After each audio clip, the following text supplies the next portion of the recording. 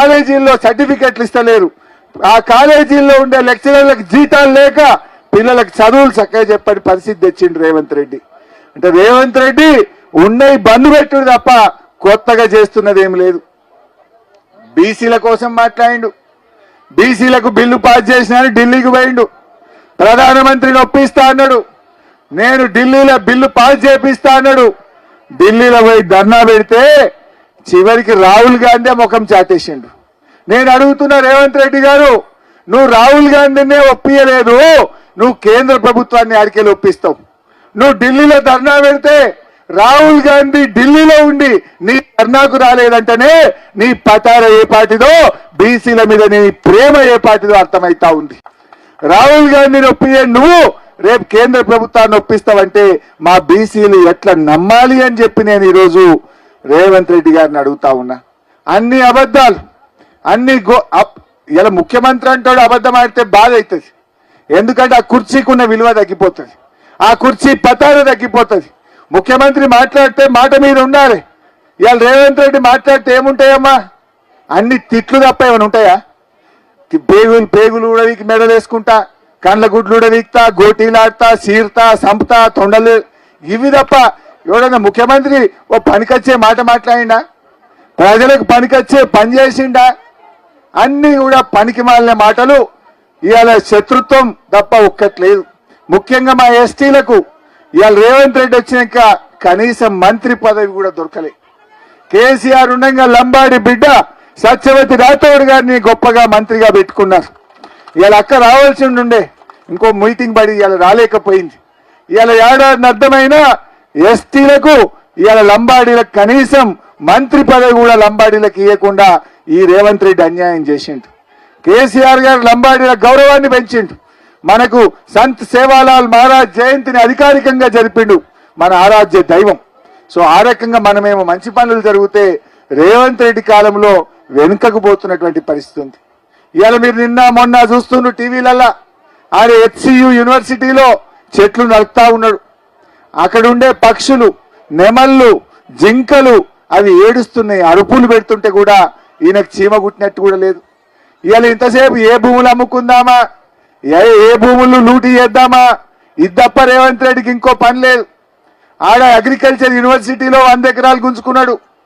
ఇవాళ ఇప్పుడు మళ్ళా 400 ఎకరాలు హైదరాబాద్ సెంట్రల్ యూనివర్సిటీలో గుంజుకొని దాన్ని అమ్ముకుంటాడట. ఇవాళ భూములు అమ్ముకోవడానికే నువ్వు ముఖ్యమంత్రి అయినవా? అదేనా నువ్వు చేసే పని? నువ్వు పేదలకు ఇచ్చిన మాటలు ఏమైనాయి? పేదలకు ఇచ్చిన హామీలు ఏమైనాయి?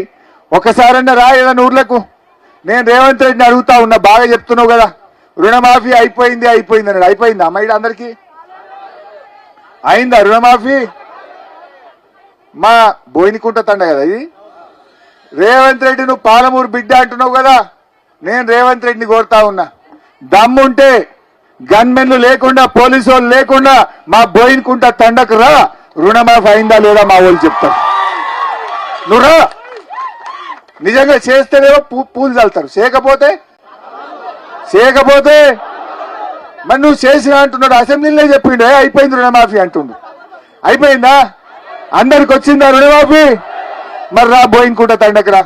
నువ్వు పాలమూరు బిడ్డవైతే, నీకు పౌరుషం ఉంటే, నువ్వు నల్లమల జంగల్కి వచ్చినవైతే పోలీసు వాళ్ళు లేకుండా రా మా తండకురా. రుణమాఫీ అయితే పూలు చల్లుతారు, లేకపోతే ఏం చేస్తారో వాళ్ళ ఇష్టం. ఇక వాళ్ళ ఇష్టం.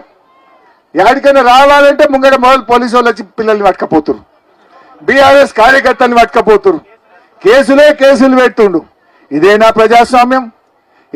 ఏడవ గ్యారంటీ ప్రజాస్వామ్యం అన్నావు. ఉందా అసలు ఈ రాష్ట్రంలో ప్రజాస్వామ్యం? నిన్న కాలేజీ పిల్లల్ని పాపం గొడ్డులను కొట్టినట్టు కొట్టిండ్రు. ఈపులు గమిలిపోయినాయి పిల్లలై. నిరుద్యోగ యువతకు 2 లక్షల ఉద్యోగాలు ఇస్తాయి ఏడాది లోపల అన్నాడు. ఏడాదిని అర్థమైంది 2 లక్షలు కాదు కదా, 5,000 ఉద్యోగాలు కూడా రేవంత్ రెడ్డి ఇయ్యలే. అన్ని అబద్ధాలు, అన్ని గోబల్స్, మాయ మాటలు చెప్పిండు. గద్దెనెక్కి ఇలా మోసం చేస్తా ఉన్నాడు. అందుకే ఇలా అందరూ కేసీఆర్ సార్ను యాడ్ చేస్తుండ్రు.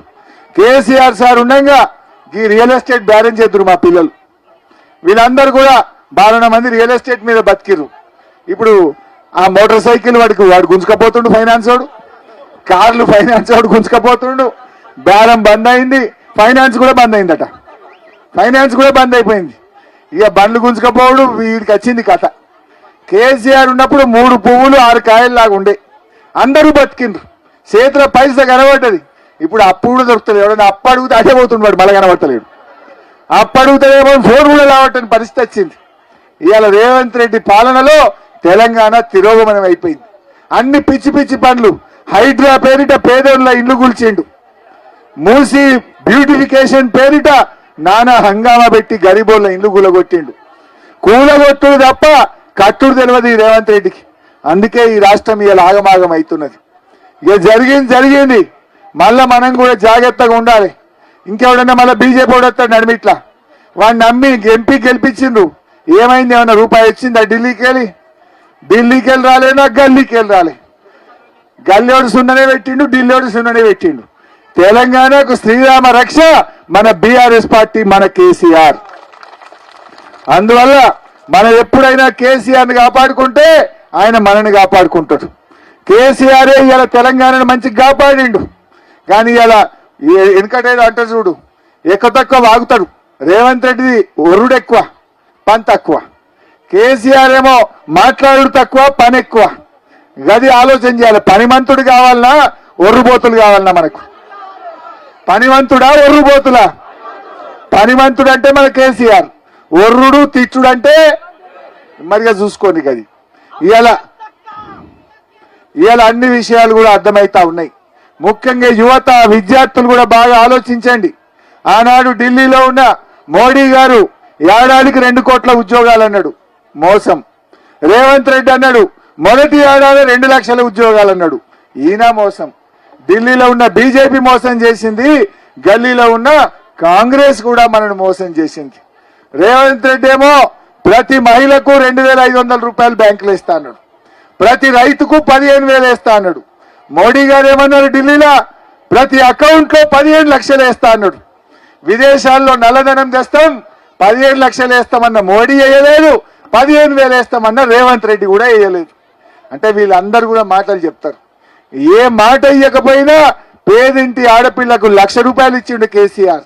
ఎన్నికల్లో ఓట్ల కోసం చెప్పకపోయినా ప్రతి ఎకరానికి 10,000 రూపాయల రైతు బంధు ఇచ్చిండు కేసీఆర్. ఇవన్నీ కూడా మనం ఆలోచించాలి. అందువల్ల మీరు కూడా రాబోయే రోజుల్లో మన బీఆర్ఎస్ పార్టీని ఆశీర్వదించండి. ఇప్పుడేమి ఎలక్షన్లు లేవు, ఓట్లు లేవు. నేను వచ్చింది మా తమ్ముడు మా అంజి గాని మా జైపాలన్న వచ్చి అంబేద్కర్ విగ్రహం పెడుతున్నాం, సేవాలాల్ మహారాజ్ విగ్రహం పెడుతున్నాం, గాంధీ గారి విగ్రహం పెడుతున్నాం అంటే ఒక తండాలో అంబేద్కర్ విగ్రహం పెట్టడం నిజంగా నాకు చాలా సంతోషం అనిపించింది. ఈ జనరల్ గా తండాలో సేవాలాల్ పెడతారు, కానీ అంబేద్కర్ విగ్రహాలు తక్కువ ఉంటాయి.